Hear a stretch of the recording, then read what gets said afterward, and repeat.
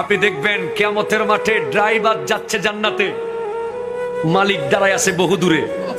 কিরে তুই না আমার ড্রাইভার ছিলি, তুই কেমনে বেহেশতে যাইতেছস?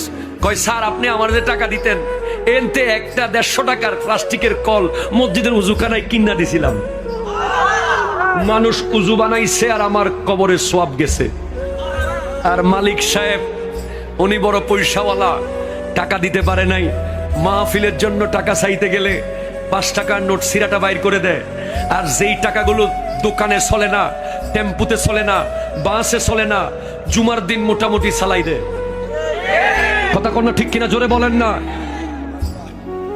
এরকম লোক সমাজে আছে না নাই? মানি ব্যাগ মনে হয় সিরা ফেলবে এখন, মানি ব্যাগকে ওরে গুতানি গুতায়। 100 টাকার নতুন নোটটা দেখে এটা 500 টাকা তুই কিনলে আইসস। খবর আছে কিয়ামতের মাঠে তারা যখন উঠবে তাদের গায়ে আগুনের তীর মারা থাকবে, তীর।